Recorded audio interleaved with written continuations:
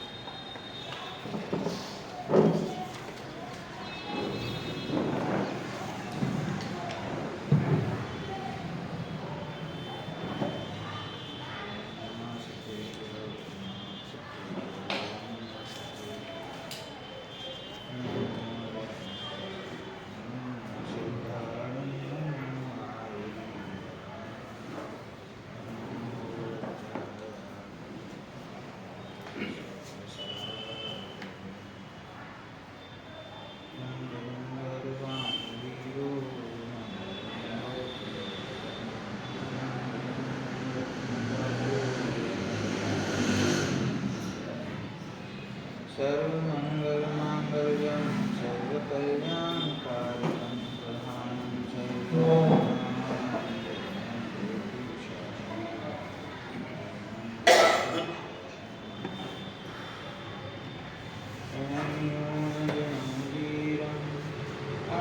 अनन्तवर्णानन्दं संसहावोच्छामि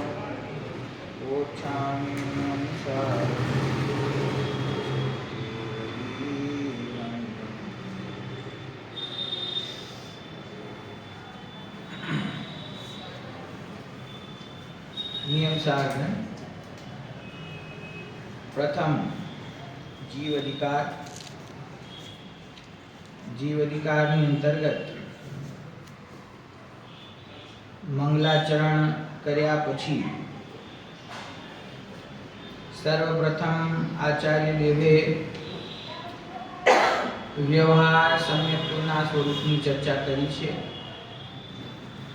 व्यवहार सम्यक्त्वना स्वरूपनी अंदर आप्त आगम अने तत्वनु जे श्रद्धान छे तेनुं नाम व्यवहार सम्यक्त्व छे एवी वात करी। अने पछी आप्त आगम अने तत्व एमनी परिभाषा करता एमनुं स्वरूप बतावता आप्तनी एटले के वितराग सर्वज्ञ परमात्माना स्वरूपनी चर्चा प्रारंभ करी, जेनी अंदर लक्षण આવ્યા કે જેઓ 18 દોષથી રહિત છે તે આપ્ત છે। જેઓ જ્ઞાન દર્શન અને પણ કેવા કેવળ જ્ઞાન અને કેવળ દર્શન રૂપ લક્ષ્મીથી વૈભવથી સંયુક્ત છે તેઓ આપ્ત છે। પછી એમ કહ્યું કે જે સમસ્ત દોષોથી રહિત છે, નિશેષ દોષથી રહિત છે, અનંત જ્ઞાન અને દર્શન જેમનું વૈભવ છે તે પરમાત્મા છે। અને એવા લક્ષણોથી ભિન્ન, એવા લક્ષણોથી વિપરીત જગતમાં કોઈ પણ હોય તે પરમાત્મા પદને યોગ્ય નથી। એવી ચર્ચા આપણે સાતમી ગાથામાં આવી। સાતમી ગાથાની ટીકા આપણે વાંચી, છેલ્લી લીટી વાંચી જાઉં છું જેથી તમારી લિંક જોડાઈ જાય। પેજ નંબર 17 છે। સાતમી ગાથાની ટીકાની છેલ્લી પંક્તિ। आ भगवान परमेश्वरना गुणोथी विपरीत गुणोवाळा बधा देवा भासो भले देवपणाना अभिमानथी दग्ध होय तो पण संसारी छे। आम आ गाथानो अर्थ छे। बराबर। एवी ज रीते भगवान श्री कुंदकुंदाचार्य देवे प्रवचनसारनी गाथामां कह्युं छे। प्रवचनसार ग्रंथनी गाथा पण अहींया अरिहंत परमात्माना स्वरूपने बताववा माटे आपी छे। उपर तेजो दिठ्ठीणाणं इड्ढी सोखम तहेव ईसर्यम तिवण पहाण दय्यम माहपम जस्तसो अरिहो। अर्थात तेज एटले के भामंडल દર્શન એટલે કેવળ દર્શન, જ્ઞાન એટલે કેવળ જ્ઞાન, રિદ્ધિ એટલે કે સમૌ શરણાદિ વિભૂતિ, સૌખ્ય એટલે કે અનંત અતિન્દ્રિય સૌખ્ય, અને ઇન્દ્રાદિક પણ દાસપણે વર્તે એવું ઐશ્વર્ય, અને ત્રણ લોકના અધિપતિઓના વલ્લભ હોવારૂપ ત્રિભુવન પ્રધાન વલ્લભપણું, એટલે કે ત્રણ લોકમાં જે પ્રધાન છે એમના પણ પ્રધાન, ત્રિભુવન પ્રધાન વલ્લભપણું, આવું જેમનું મહાત્મ્ય છે તે અર્હંત છે. જો આચાર્ય દેવની વિશેષતા પદ્મબ્રહ્મધારી દેવની કે પોતે પણ ભગવાનની સ્તુતિ કરે છે, આપતનું સ્વરૂપ બતાવે છે, અને સાથે સાથે એવા સ્વરૂપની ચર્ચા બીજા કયા ગ્રંથોમાં આવી છે એની પણ અહીંયા ચર્ચા કરી છે. આટલી હજી તો 7મી ગાથામાં પહોંચ્યા છીએ. 3-4 જગ્યાએ આચાર્ય દેવે બીજા ગ્રંથોમાં આ વિષયમાં શું આવ્યું છે એના ઉદાહરણો અહીંયા આપ્યા છે. બરાબર. આ નિયમસાર ગ્રંથ છે, આમાં પ્રવચનસારની વાત આવી, સમયસારની વાત આવી, બીજા વિદ્યાનંદી આચાર્ય દેવનો શ્લોક આવ્યો. એટલે એ રીતે આચાર્યો પણ જે પરંપરાગત પ્રવાહમાં જે આચાર્યો થયા છે એ પોતાના ગ્રંથોની પ્રામાણિકતા માટે પૂર્વાચાર્યો દ્વારા લખેલા ગ્રંથોનો અભ્યાસ, એમના ઉદાહરણો, કઈ જગ્યાએ શું ચર્ચા આવી છે એ બધું સાથે સાથે આપણને આપે છે. તો આમાં અહીંયા આ ગાથાની અંદર કુંજુલાચાર્ય દેવની અનંત પરમાત્માનું સ્વરૂપ કહ્યું છે. બહુ વિસ્તારમાં હું જતો નથી આમાં. વળી એ જ રીતે આચાર્ય દેવ શ્રીમદ અમૃતચંદ્ર સૂર્યે આત્મખ્યાતિના 24મા શ્લોકમાં કળશમાં કહ્યું છે. હવે આત્મખ્યાતિમાંથી ટીકામાંથી જે 24 નંબરનો કળશ છે એ પણ અહીંયા અનંત પરમાત્માના સ્વરૂપને બતાવવા માટે મૂકે છે. બરાબર. શાર્દુલ વિતરિત છંદ છે, જો વાંચવું હોય તો વાંચીએ. બરાબર. કાંત્યેવ સ્નપયંતિ યે દશ દિશો, કાંત્યેવ સ્નપયંતિ યે દશ દિશો. આજે જેટલા શ્લોક આવશે ને બધા ઓલા છે, ટંગ ટ્વિસ્ટર છે, આમાં તમારી એક્સરસાઇઝ કરવી પડશે.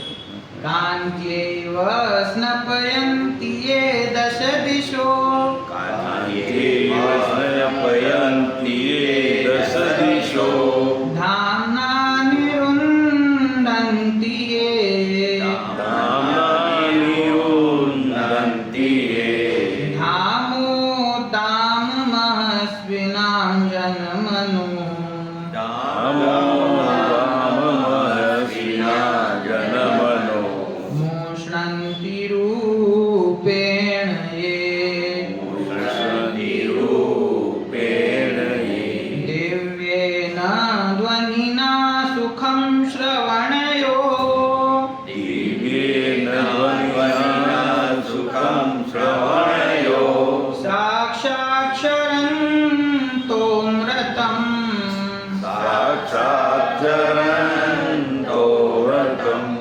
વંદ્યાસ્તેષ્ટ સહસ્રલક્ષણધરાસ, કન્યાસ્તે સહસ્રલક્ષણધરા, તીર્થેશ્વરાસુરયઃ, તીર્થેશ્વરાસુરય.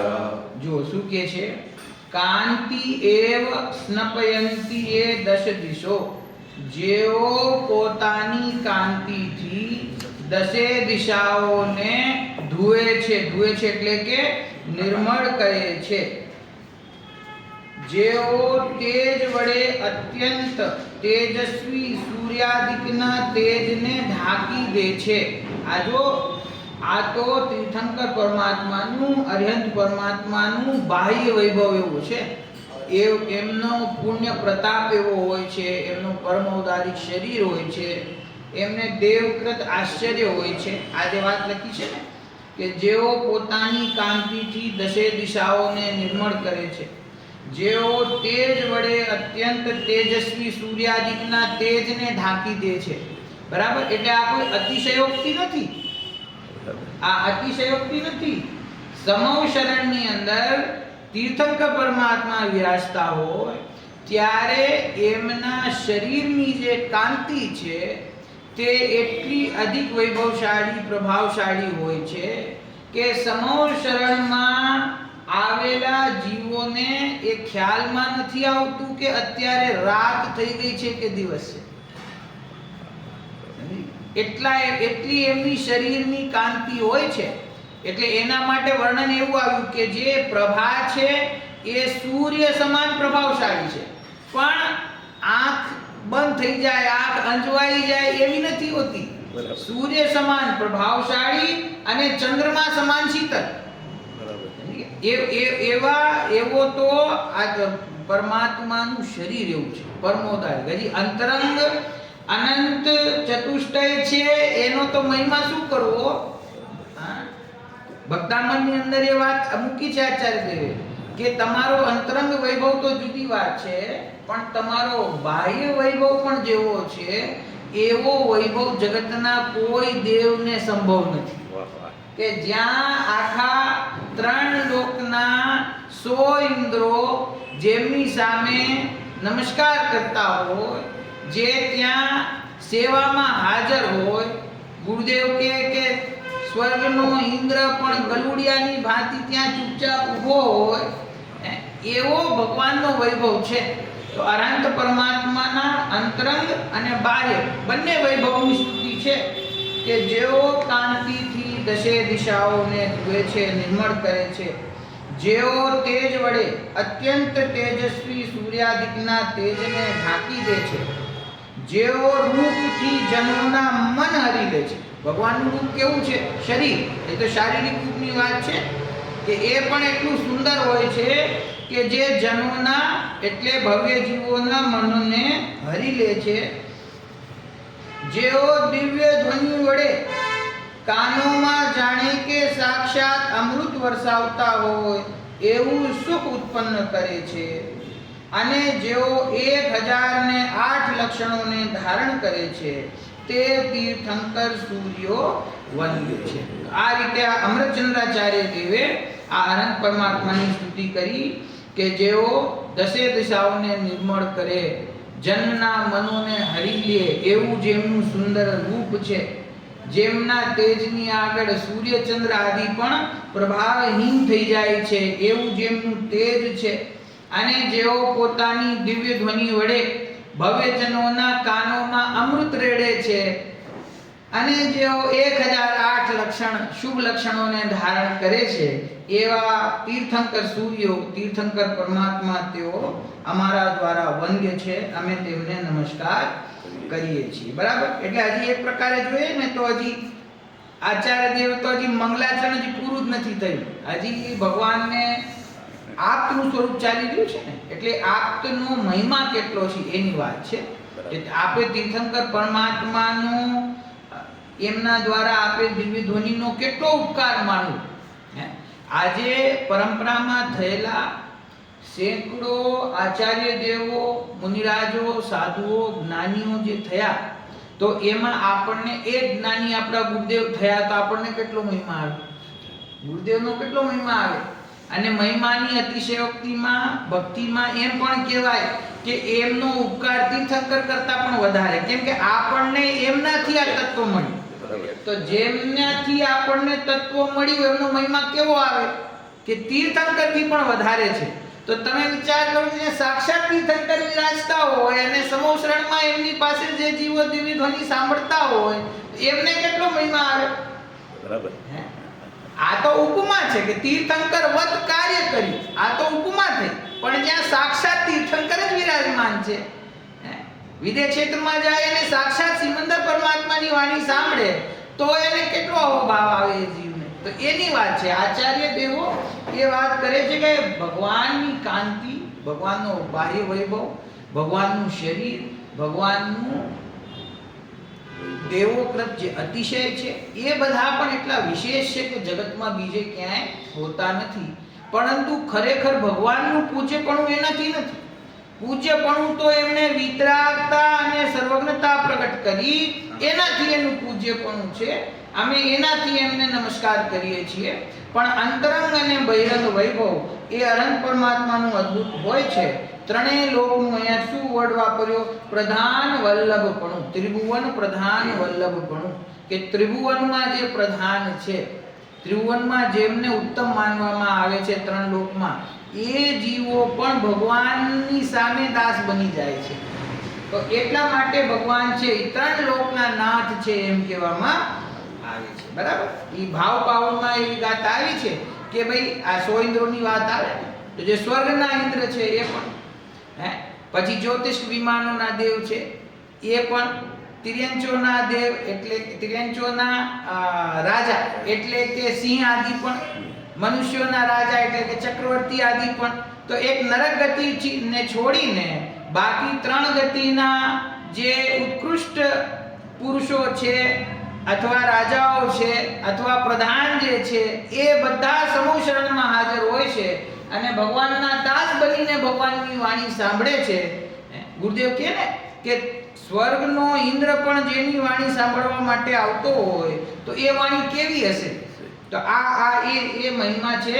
પોતાની દિવ્ય ધ્વનિથી ભવ્ય જીવોના કાનોમાં સાક્ષાત અમૃતનો વરસાદ કરતા હોય એવું સુખ ઉત્પન્ન કરે છે. 1008 શુભ લક્ષણોને ધારણ કરે છે એવા તીર્થંકર સૂર્યો વંદ્ય છે. બરાબર? આ બે જે કળશ આવ્યા, ગાથાઓ આવી, એક તો કુંદકુંદાચાર્યની ગાથા આચાર્ય દેવે અહીંયા પ્રસ્તુત કરી, બીજી અમૃતચંદ્રાચાર્ય દેવનો શ્લોક અહીંયા પ્રસ્તુત કર્યો. હવે પોતે લખે છે. હવે જે આ નિયમસાર ગ્રંથનો જે કળશ છે, 14મા નંબરનો કળશ, વળી 7મી ગાથાની ટીકા પૂર્ણ કરતા ટીકાકાર મુનિરાજ શ્રી પદ્મબ્રહ્મધારી દેવ શ્લોક દ્વારા શ્રી નેમિનાથ તીર્થંકરની સ્તુતિ કરે છે. આ બીજી સ્તુતિ આવી નેમિનાથ ભગવાનની. બરાબર? માગની છંદ છે. જગદિદમ જગચ્ચ જ્ઞાનની રે રૂહાંત, જગદિદમ જગચ્ચ જ્ઞાનની રે રૂહાંત.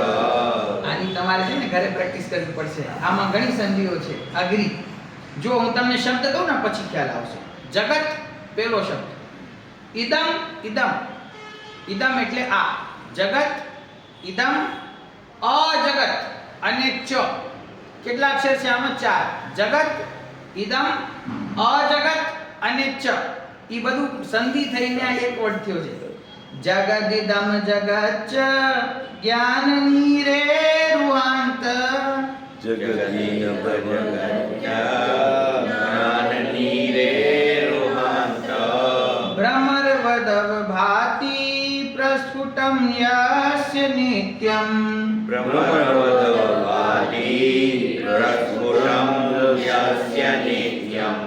તમપિ કિલયજેહં નેમિ તીર્થં કરેશં, તમપિ કિલયજેહં નેમિ તીર્થં કરેશં. જલનિધિમપિ દોભ્યાર્મુત્તરાર્મૂર્ધ્વવીચીં, જલનિધિમપિ દોર્ભ્યામૂર્ધ્વવીચીં. આ તમે ઘરેથી વાંચીને આવજો. બહુ અઘરું છે. દોભ્યામ અમુત્તરામિ ઊર્ધ્વ વીચીમ. આમાં પણ 4 અક્ષર છે. એ 4 અક્ષર ભેગા થયા છે. દોભ્યામ. અર્થ વાંચશું ને તો ખ્યાલ આવશે. જો હું વાંચું છું નીચે અર્થ, કારણ કે થોડુંક વાંચવું અઘરું છે આ શ્લોક. જેમ અર્થ જુઓ કેવો સુંદર છે. ઉપર શું શબ્દ આવ્યો તો? જગત, ઇદમ, અજગત, ચ જ્ઞાન નીરે રૂહાંત. એટલે શું કે છે એનો અર્થ?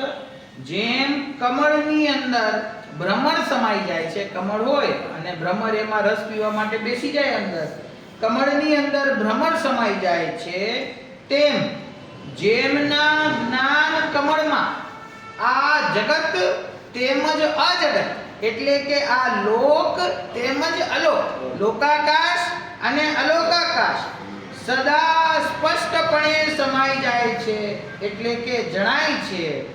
તે નેમિનાથ તીર્થંકર ભગવાનને હું ખરેખર પૂજું છું કે જેથી ઊંચા તરંગોવાળા સમુદ્રને પણ એટલે કે દુસ્તર સંસાર સમુદ્રને પણ બે ભુજાઓથી તરી જાઉં. બરાબર? જો ભાવ જો ભક્તિ કરવાની જે શૈલી છે, જે એમનું કાવ્ય શક્તિ છે, એ શું છે? શું કે છે? ઉપમા ખ્યાલમાં આવી?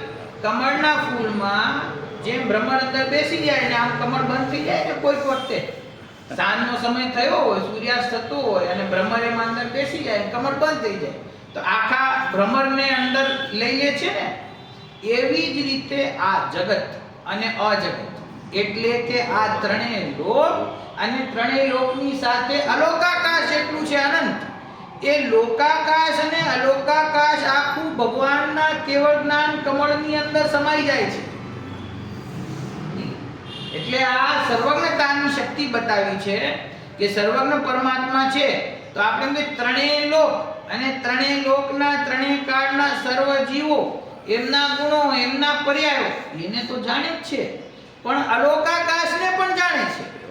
લોક અને અલોક બરાબર. આ સામાન્ય વાત નથી. અલોકાકાશ કેવું છે ખબર છે? અનંત અનંત.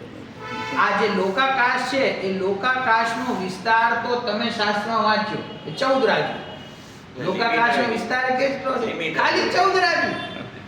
આ લોકાકાશની સામે લોકાકાશ કેટલું છે?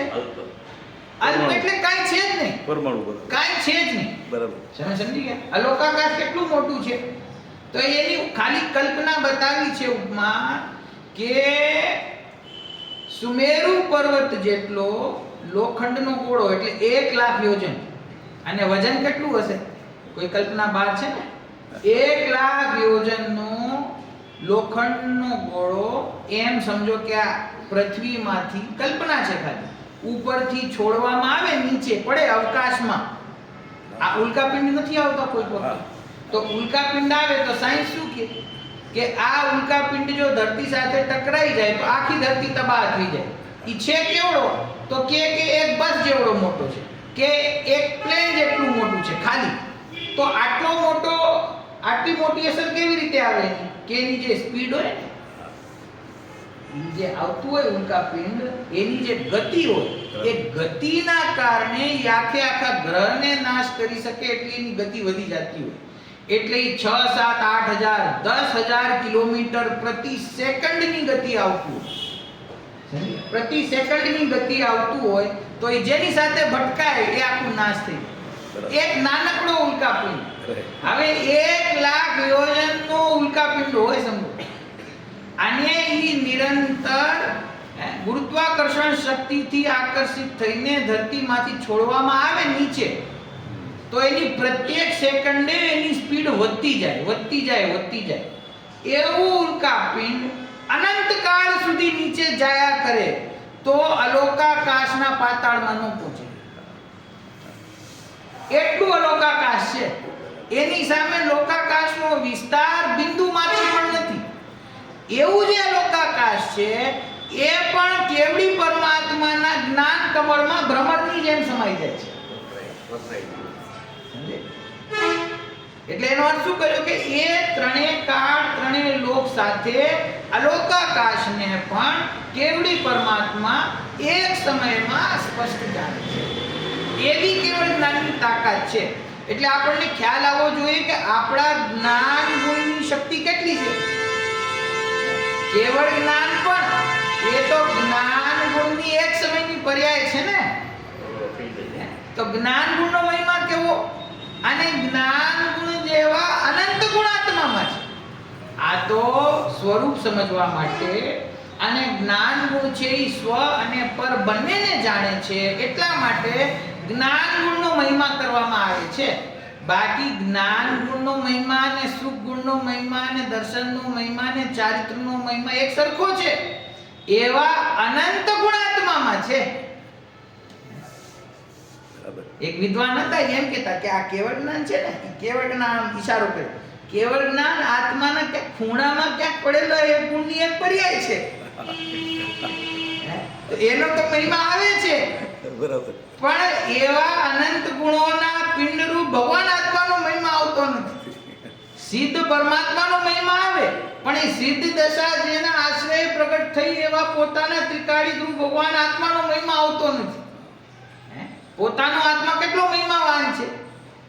બરાબર. ગુરુદેવ ગણાવે કે આકાશ દ્રવ્યના પ્રદેશ કેટલા? અનંત અનંત અનંત અનંત અનંત. એટલે પૂરા આકાશ દ્રવ્યના, ખાલી લોકાકાશના નહીં. ને એટલા અનંત અનંત છે, એનાથી અનંત ગુણાગુણ એક આત્મામાં છે. તો એવો મહિમા આપણો છે.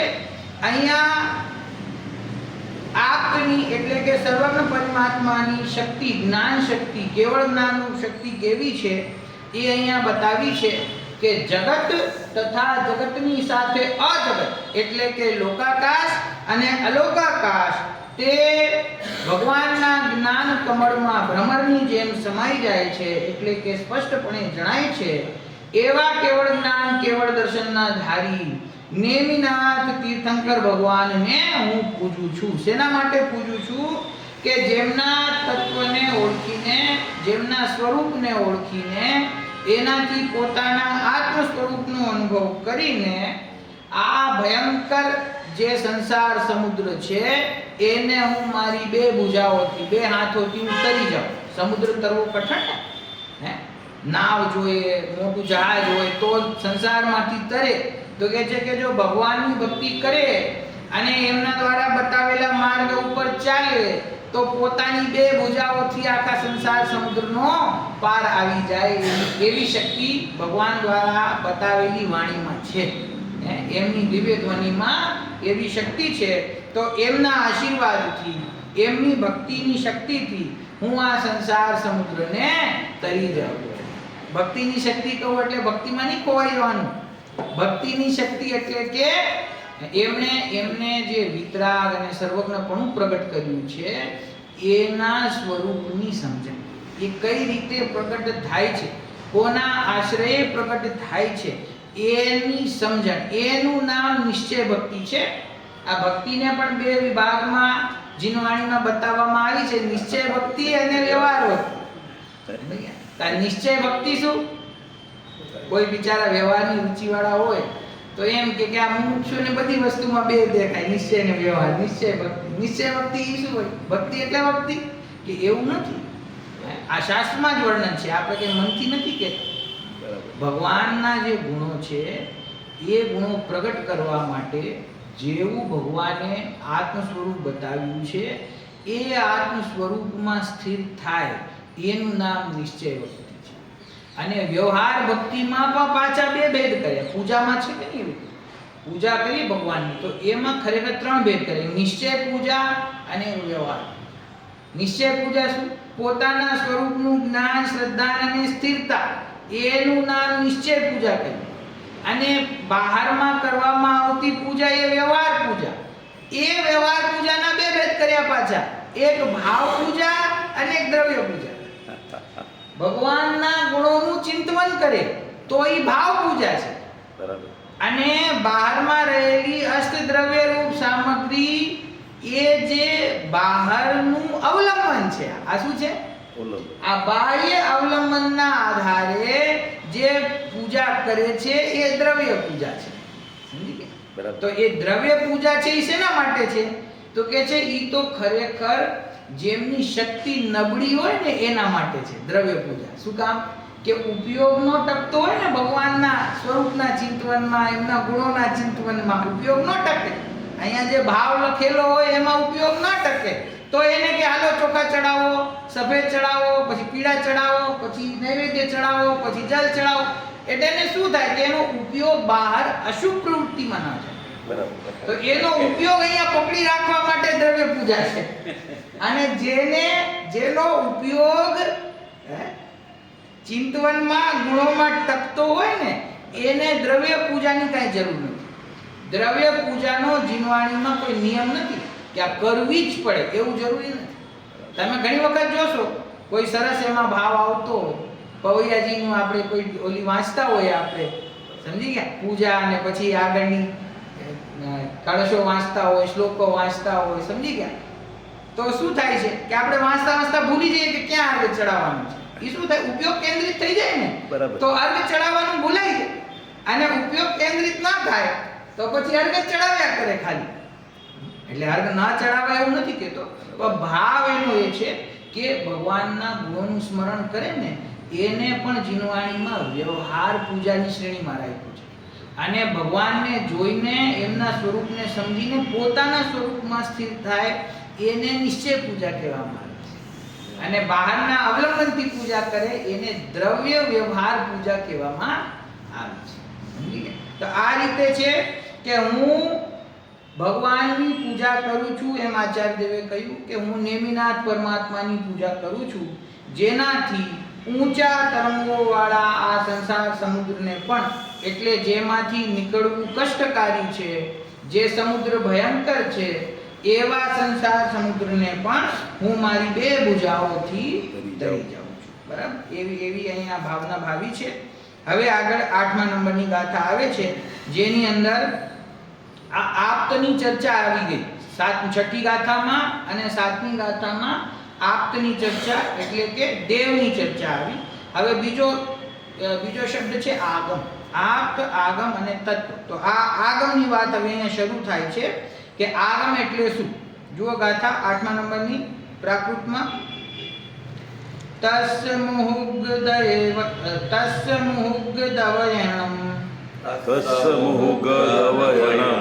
ભુવાવરદોષ વિરહ્યમ શુદ્ધમ આગમમિધિ પરિકહ્યમ તેણ દુઃખય્યાહવન્તિ તચ્છથા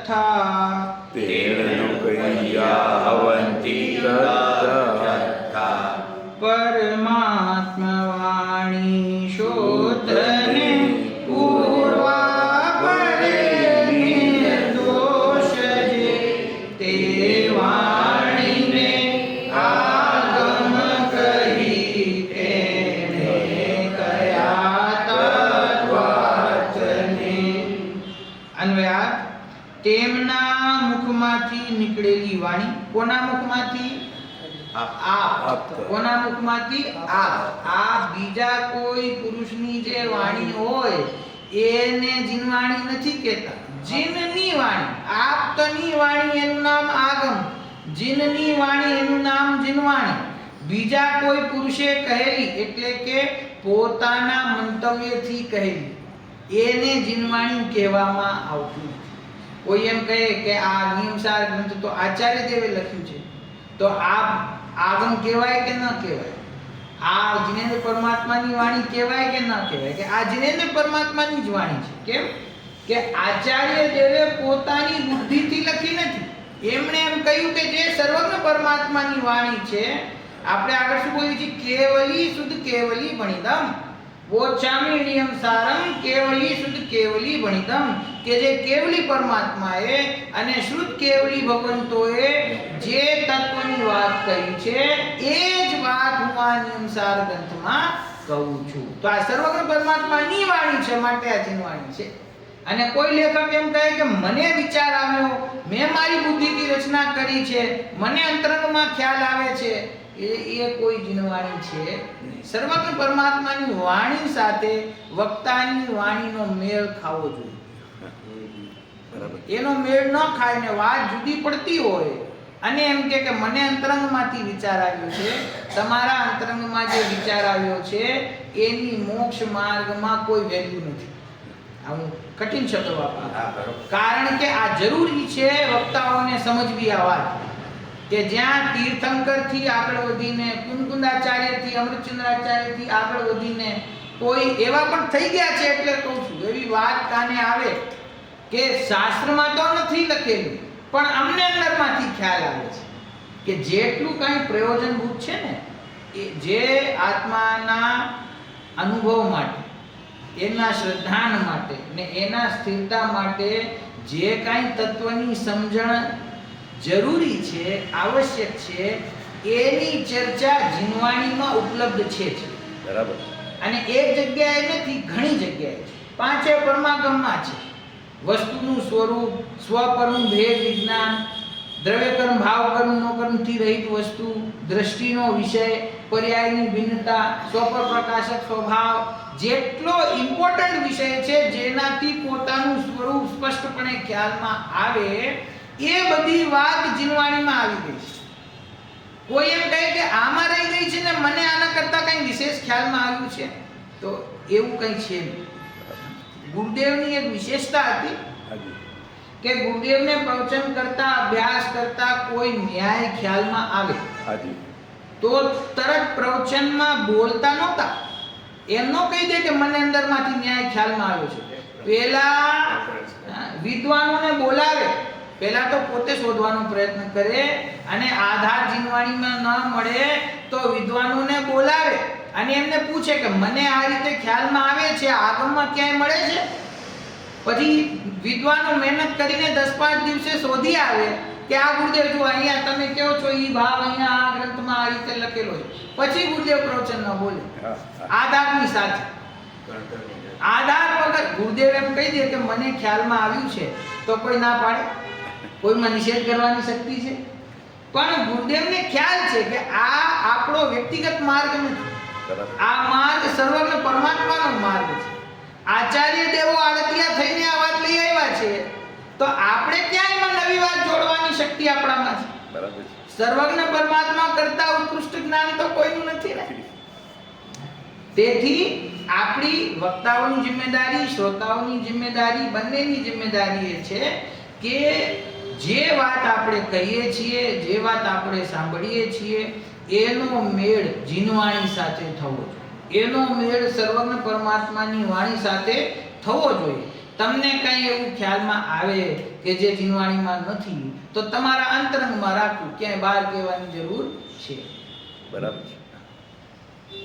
તેમના મુખમાંથી નીકળેલી વાણી, આપ્તના મુખમાંથી નીકળેલી વાણી કે જે પૂર્વાપર દોષ રહિત. જુઓ શું એની સૌથી મોટી વિશેષતા છે? પૂર્વાપર દોષથી રહિત. એટલે કે જેટલા પણ તત્વનું, 3 લોકના સ્વરૂપનું, 6 દ્રવ્યનું, 7 તત્વનું, 9 પદાર્થનું જે વર્ણન છે એ ગમે 4 પ્રકારના અનુયોગોમાંથી ગમે ત્યાંથી ગમે તે વિષય ઉપાડો એનો ક્યારે પૂર્વાપર વિરોધ નહીં આવે. એટલે એક જગ્યાએ આત્માને અરૂપી કહ્યું હોય દ્રવ્યાનુયોગમાં અને કર્ણાનુયોગમાં રૂપી કહ્યું હોય એવું ના બને. વસ્તુનું સ્વરૂપ જ્યાં જે રીતે બતાવ્યું છે એ રીતે સંપૂર્ણ જીનાગમમાં એની સિદ્ધિ થાય છે, સંપૂર્ણ પ્રમાણોથી એની સિદ્ધિ થાય છે, સમસ્ત તર્કોથી એની સિદ્ધિ થાય છે. કોઈ પણ જીનેન્દ્ર પરમાત્મા દ્વારા કહેવામાં આવેલા તત્વનો વિરોધી ન્યાય, તર્ક, અનુમાન, પ્રમાણ તમને ક્યાંય જળશે નહીં, અને તમારા વિચાર કરવાથી તમને વિચારમાં આવશે નહીં, તમને એના વિરોધમાં કંઈ મળશે જ નહીં. કેમ? કેમ કે આ સર્વજ્ઞ પરમાત્માની વાણી છે. બરાબર. એમાં ક્યાંય પૂર્વાપર વિરોધ આવે એવું છે જ નહીં. આ સ્વરૂપ જ એવું નથી. હા, કેમ? કેમ કે સ્વરૂપ બનાવ્યું નથી. કલ્પનાથી બનાવ્યું હોય તો ક્યાંક પૂર્વાપર વિરોધ આવે. આ તો કેવળ જ્ઞાનમાં 3 લોકનું સ્વરૂપ જેવું જણાય છે એવું દિવ્ય ધ્વનિમાં આવે છે. જેવું છે એવું કહે છે, જેવું પોતાને ગમે છે એવું નથી કહેતા. બરાબર. અને ગમવાની તો વાત જ નથી, કેમ કે ચારિત્ર મોહની કર્મનો અભાવ છે એટલે આ ગમે છે ને ઓલું નથી ગમતું, એવું તો કઈ જ રહ્યું જ નથી. ઈચ્છા તો કોઈ રહી નથી, વિકલ્પ કોઈ રહ્યો નથી. તો વસ્તુનું જે સ્વરૂપ છે એ સહજપણે દિવ્ય ધ્વનિમાં આવે છે, અને 18 દોષોથી રહિત હોવાને કારણે અસત્ય કથનનું કોઈ કારણ મોજૂદ નથી. એમને કોઈ રાગ નથી, કોઈ દ્વેષ નથી, કોઈ માયાચારી નથી. તો અસત્ય શું કામ બોલે? અને કોઈ પણ વિષય વિશે અજ્ઞાન નથી. 3 લોકના કોઈ પણ વસ્તુ પ્રત્યે, કોઈ પણ દ્રવ્ય ગુણ પર્યાય પ્રત્યે અજ્ઞાન નથી, અને રાગ દ્વેષ મોહ નથી. સમજી ગયા? તો પછી અસત્ય શું કામ બોલે ભગવાન? તેથી એમની વાણી પૂર્ણ પ્રામાણિક છે, પૂર્વાપર દોષથી રહિત છે અને શુદ્ધ છે. તેને આગમ કહેલ છે, અને તેણે તત્વાર્થો કહ્યા છે. એટલે તત્વાર્થ 7 તત્વ જે પ્રયોજનભૂત તત્વ છે, જે વસ્તુનું સ્વરૂપ અને એનો ભાવ છે, એ ક્યાં આવે છે? આગમમાં. તત્વાર્થની ચર્ચા ક્યાં આવી? આગમમાં. અને આગમ કોની વાણી છે? આપ. તો આપની વાણી આગમ, એ આગમની અંદર આ તત્વાર્થની ચર્ચા, એટલે કે આપણા પ્રયોજનભૂત તત્વની ચર્ચા, જેનાથી આપણને અનાદિકાળનું આ સંસાર સંબંધી દુઃખ એનો અભાવ થાય અને સુખ પ્રગટ થાય, અનંત કાળ માટે, સાદી અનંત કાળ માટે સુખી આપણે થઈ જઈએ એવી તાકાત શેમાં છે કે તત્વાર્થમાં છે. તત્વાર્થનું જ્ઞાન અને શ્રદ્ધા. ગ્રંથનું નામ શું છે? મોક્ષશાસ્ત્રનું બીજું નામ તત્વાર્થ સૂત્ર. તત્વાર્થનું સૂત્ર છે. તત્વાર્થ એટલે શું? આચાર્ય અર્થ કર્યો છે એમાં તત્વ સહિત અર્થ, એટલે કે જે દ્રવ્ય છે, વસ્તુ છે, અને એનું તત્વ એટલે કે એનો જે મૂળ ભાવ છે. સમજી? જીવ દ્રવ્ય અને જીવ તત્વ શું ફેર છે? કે જીવ દ્રવ્ય છે જગતમાં અનંત, એમાંથી હું જે જીવ દ્રવ્ય છું એમાં જે મારું જ્ઞાન દર્શન છે ઈ મારું તત્વ, ઈ મારો ભાવ. એ જીવ દ્રવ્ય એટલે શું? લીંબુ હોય તો લીંબુનું તત્વ શું? ખટાશ. એનું તત્વ છે, એનો ભાવ છે, એનું ગુણ છે. ખટાશ ન હોય તો લીંબુનું શું કામ છે? એવી જીવ દ્રવ્ય છે તો એનું તત્વ શું? કે એની અંતરંગમાં રહેલી જ્ઞાન દર્શન ચારિત્ર રૂપ જે અનંત ગુણો છે ઈ એનું તત્વ છે, એનો ભાવ છે, એની શુદ્ધતા છે. તો એ તત્વાર્થને કોણ બતાવે છે? કે ભગવાનની વાણી બતાવે છે. ભગવાનની વાણીનું નામ આગમ, અને એ આગમની અંદર તત્વાર્થની ચર્ચા. બરાબર? અને એ ચર્ચા કેવી છે? સમસ્ત ચર્ચા ગમે તેટલા વિસ્તારમાં જાઓ, પૂર્વાપર વિરોધથી રહિત છે. એમાં ક્યાંય પણ કોઈ પણ સ્થાને કોઈ પણ અપેક્ષાએ વિરોધ આપણને ક્યાં દેખાય? વિરોધ દેખાય કે જ્યારે આપણે અપેક્ષા સમજતા ના હોય. આ કથન તો સર્વ મુખ્ય ગૌણ પૂર્વક છે ને. કથન તો સ્યાદવાદ રૂપ છે. હવે સ્યાદવાદને ન સમજે તો અજ્ઞાની જીવને એવું લાગે કે આ દ્રવ્યાનુયોગમાં અને ચરણાનુયોગમાં પરસ્પર વિરોધ આવે છે. દ્રવ્યાનુયોગ એમ કહે કે જીવ છે એ તો પૂતગલ દ્રવ્યને અડી શકતો નથી, સ્પર્શ કરતો નથી, કારણ કે સ્પર્શ, રસ, ગંધ, વર્ણ તો પૂતગલના લક્ષણ છે. બરાબર? એ દ્રવ્યાનુયોગનું કથન છે. અને ચરણાનુયોગ એમ કહે કે અભક્ષ્ય ભક્ષણ ન કરવું જોઈએ. તો કોઈને એમ પ્રશ્ન થાય કે હું જ્યારે પૂતગલને અડતો જ નથી, હું ભોજનને ગ્રહણ કરતો જ નથી, તો અભક્ષ્ય ખાવું કે ભક્ષ્ય ખાવું શું ફેર પડે છે? આત્મા તો અડતો જ નથી ને. અભક્ષ્ય આત્મા અડે છે? આત્મા નથી અડતો, તો હું ભક્ષ્ય ખાવું કે અભક્ષ્ય ખાવું શું ફેર પડે છે? સમયસારમાં તો એમ આવ્યું છે કે હું પૂતગલ દ્રવ્યને અડતો નથી. તો આ જે વિરોધ ઊભો થયો ને એનું કારણ શું છે? કે એ અપેક્ષાને સમજતો નથી. જ્યાં જ્યાં જે યોગ્ય છે એને ખ્યાલમાં નથી, એટલે એને એવો વિરોધ દેખાય છે. પણ જીનાગમની જે વિશેષતા છે, નય કલ્પના, નિશ્ચય નય, વ્યવહાર નય, એમના ભેદો, મુખ્ય ગુણની વ્યવસ્થા, એ જેને ખ્યાલમાં આવી જાય છે એને આવો કોઈ પણ પૂર્વાપર વિરોધ જીનવાણીમાં દેખાતો બરાબર. પ્રત્યેક કથનનું એક પ્રયોજન છે. જીવ હિંસાથી બચવા માટે એ વાત કહેવામાં આવે છે કે આ શરીર છે એ જીવ છે, અને સ્વરૂપને પ્રગટ કરવા માટે એમ કહેવામાં આવે છે કે જીવ અને શરીર તદ્દન જુદા છે. બે જે અપેક્ષાઓ છે એ બે એને ખ્યાલમાં બરાબર આવવી જોઈએ. ભગવાનની વાણીમાં ક્યાંય પૂર્વાપર વિરોધ છે. બરાબર છે? આપણને કોઈ પણ વિષય વ્યવસ્થિતપણે સમજાય એના માટે ગણધર દેવે કૃપા કરીને ભગવાનની અનક્ષર વાણીને, દિવ્ય ધ્વનિને 4 અનુયોગોમાં ડિવાઈડ કરીને આપણને આપી છે. ભગવાનની વાણીમાં કઈ 4 અનુયોગ નથી આવતા. ભગવાનની વાણી તો નિરક્ષરી છે. ઈ વ્યવસ્થિત ક્યાં થાય છે? ગણધર ભગવાનની બુદ્ધિમાં વ્યવસ્થિત થાય છે. પછી એને કેટેગરાઇઝ કરે કે આ વિષય કઈ કેટેગરીમાં જવો જોઈએ. પછી એ કેટેગરી પ્રમાણે જુદા જુદા 4 ધારાઓ થઈ ગઈ ને, એનું જ્ઞાન એમના શિષ્યોને આપે, એનું જ્ઞાન એના શિષ્યોને આપે. અને પછી જ્યારે બુદ્ધિમંદ થઈ જાય ત્યારે તત્કાલીન આચાર્ય દેવો 4 પ્રકારના શાસ્ત્રોની રચના કરે છે, જેને અનુયોગ કહેવામાં આવે છે. બરાબર? તો એ અનુયોગો દ્વારા સ્પષ્ટ વિષય આપણને ખ્યાલમાં આવે, એટલે જુદી જુદી અપેક્ષાઓથી એ વિષયને કહેવામાં આવે છે. પણ એ વિષયમાં ક્યાંય કોઈ પરસ્પર વિરોધ છે નહીં. અને ચાર અનુયોગોના કોઈ પ્રયોજન જુદા જુદા હોય એવું પણ નથી. બરાબર. પ્રયોજન બધાનું એક છે. પોતાનો વિતરાગ ભાવ પ્રગટ થાય એ જ પ્રયોજન ચારે અનુયોગોનું છે. પોતાનો સ્વભાવ પ્રગટ થાય, સ્વભાવના આશ્રય વિતરાગ ભાવ પ્રગટ થાય અને એની વૃદ્ધિ થતા મોક્ષ માર્ગમાં આગળ વધતા અનંત અને સિદ્ધ દશા પ્રગટ થાય એ જ સર્વ અનુયોગોનું પ્રયોજન છે. એ જ ચર્ચા ભગવાનની વાણીમાં છે. એ વાણી પરસ્પર વિરોધથી સર્વથા રહિત શુદ્ધ છે. એનું નામ આગમ છે. અને એ આગમમાં તત્વાર્થોનું એટલે કે પ્રયોજનભૂત તત્વોનું વર્ણન આવે છે. હવે એની ટીકા છે, એની ચર્ચા આપણે કાલે કરીશું. અત્યારે સમય થઈ ગયો છે. એક હોમવર્ક આપું તમને આશીર્વાદ. આ જે ટીકા છે ને, એ ટીકાના આખી ટીકાના આધારે હું સવારે વાંચતો હતો એટલે મને ખ્યાલ આવ્યું. આખી ટીકાના આધારે એક સરસ જીનવાણીની ભક્તિ લખવામાં આવી છે. આ 8મી ગાથાની ટીકા અને એક જીનવાણી ભક્તિ મેચ થાય છે. તમે શોધજો કઈ છે, નહીં તો પછી હું કાલે કહીશ. પૂર્વાપર દોષ રહિત ને જીનવાણીની સ્તુતિ. હા, કઈ છે બોલો? વાંચો, પેલી ટીકા વાંચો ને પછી કાલે કરશું આપણે. હા, એ જ છે. આ વસ્તુ સ્વરૂપ બતાવે જીનવાણી.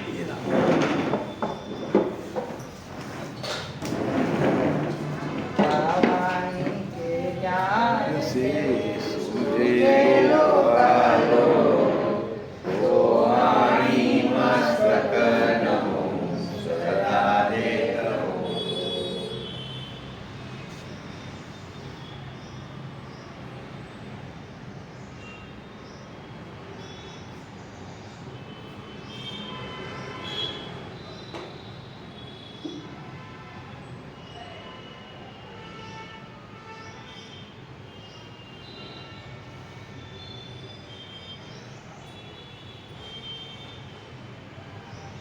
ત્રિકાળવર્તી પંચ પરમેશ્વરી ભગવાનનો જય હો. દ્વાદશાંગી જીનવાણી માતનો જય હો.